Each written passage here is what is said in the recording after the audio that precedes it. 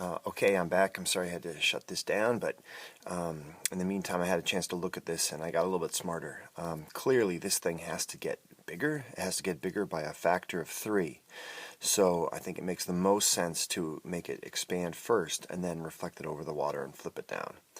So if we make it bigger by a factor of 3, we're going to multiply this by the matrix 3, 0, 0, 3. That's a dilation centered at that origin. Everything's getting bigger by 3. So this 1, 1, negative 1, 1 will become negative 3, 3. So you can see that will go to that point, and then it gets 3 units bigger that way, and we'll go up to something like that. All you need to do is multiply each of these by 3.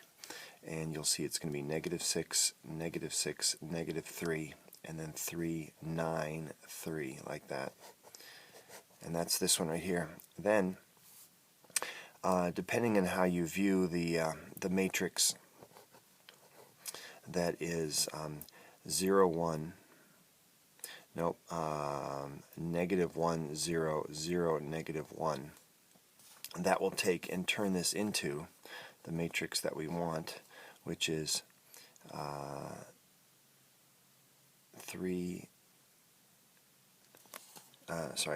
6, 6, 3, and then negative 3, negative 9, negative 3.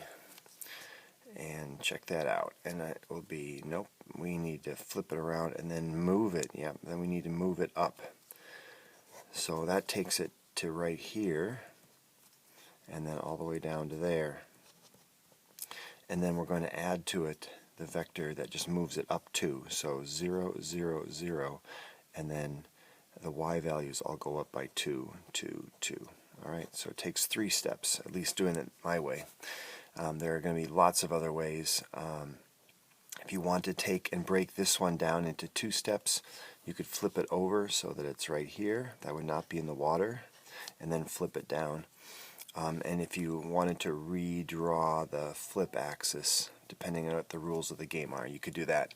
But without being able to redraw axes, these are the 3 steps that I did. 1, and then 2, and then 3 right there. Alright? Now this guy did not print very clearly, so it's hard to see the numbers. If you don't see the numbers, you really can't do it, so I apologize about that.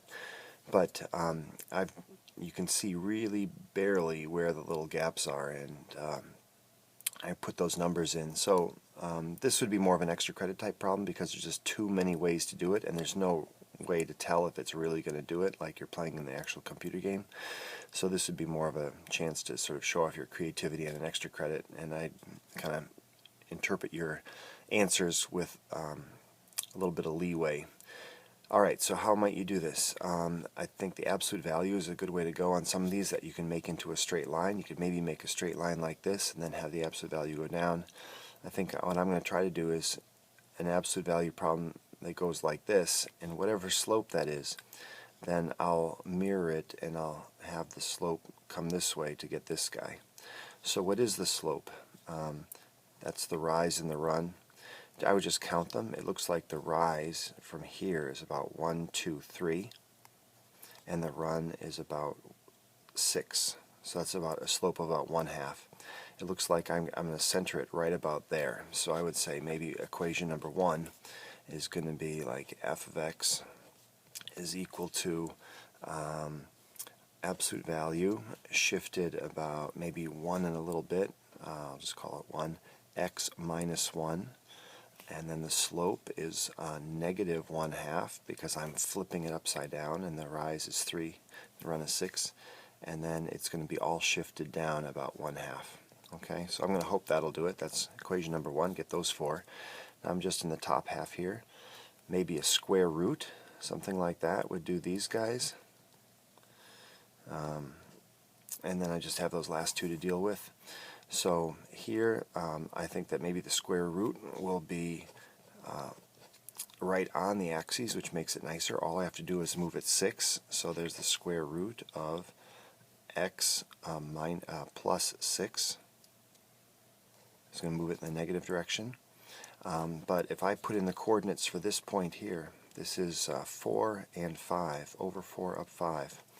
Okay, I'm going to find that a value, and I am going to do plus or minus 0 because it's not moving up or down anything. So I know that when I plug in 4 right there, I'll get 5 coming out. So 5 is equal to a, my mystery magnifier, square root of 4 plus 6. Okay, well 4 plus 6 is 10. Square root of 10 is going to be about 3.1. You can get a calculator and see what it is. 3.1a. So I divide both sides by 3.1, and that's what is equal to a. So then I'm just going to say it's 5 over 3.1 times the square root of x plus 6. Okay, like I said, don't get too psyched out if this is seeming difficult to you, but I just want you to see that you can solve for a. You can have a calculator, obviously, and get more detail and accuracy there. These 2 points, how you get rid of those is,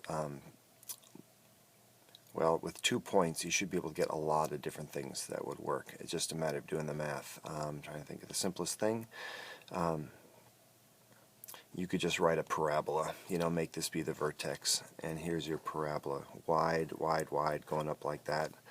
So you could have h of x is just equal to a, which we don't know, and then if that's our vertex, it's going to be x minus, looks like 6 squared, and then plus like 2, and we know that it's going to go through this point, negative 6, 5, negative 6, 5. So I'll get some crazy a value. I get 5 coming out when I plug in 6. Negative 6 and minus 6 more is minus 12 squared plus 2, so that's 5 is equal to a times 144 plus 2. Take away 2 from both sides, and that will give me 3 is equal to 144a. So if I just divide by 144, that will give me my a value. So I'm just going to write it here. So this equals 3 over 144, then x minus 6 squared plus 2. All right. So these are just 3 relatively weird, but probably going to come close equations that'll do that. All right. Last thing. This is Mr. Fitzpatrick's little review of graphing logs and exponentials. This is really just going to reinforce what the basic shape of a logarithmic graph is. It has that vertical asymptote, very important, and then it turns and makes a sharp right turn, goes along here, and goes and hits the other key point. So we have these points 1, 0, and 10, 1. This will move it 3 to the left, and that's all it's going to do. So it's going to go through this point, and that point you'll see that when it turns, it's hard to see because it overlaps, but this is the critical thing, that your vertical asymptote, that boundary, is now moved 3 to the left, and it's going to turn like this and go that way. Okay, so I don't know, bring the colored pens, be making it a double line, dotted line, something, make it clear. This is going to take that original thing and just move it up 4, so all these points move up 4. I could label this as negative 2, 0, right there. This point moves up 4 to here. The asymptote does not change. This point moves up 4, so now it's at 10, 5 versus 0, 4, and it's going to go like that. Okay, so logarithmic functions have a vertical asymptote. What type of shifts change the vertical asymptote? It's only the horizontal. All right, so that is the answer there. Okay, so here we got the same type of deal, but it's exponential. This is the mirror image. It's hugging the horizontal, goes through the point 0, 1, takes a sharp left turn, goes up through the point 1, 10. So there we have it, 0, 1, because when we put 10 to the 0 power, we get 1. Here we have 1, 10, because 10 to the 1 is 10. That plus 3, this time in the exponent, is also going to move it negative 3. Move it negative 3 that way. I'll go with the dotted line here. And again, it shifts it along this line here, and we just lose sight of it there, but it's hugging that x-axis. This one takes the entire graph and then moves it up 4. So now that horizontal asymptote is moved up 4, and this point is moved up 4, and this point right here is moved up 4, and it comes along that horizontal asymptote.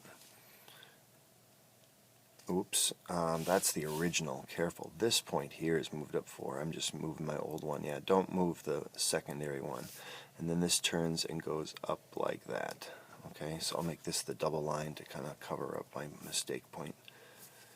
Alright, so there it is. The whole thing is moved up 4. And again, the question is, you'll notice that exponential functions, they're the ones. Exponential has a horizontal asymptote. What type of shift? It's going to be the second, that's called the vertical shift. We'll shift the horizontal asymptote vertically. Alright, there's your review. Good luck.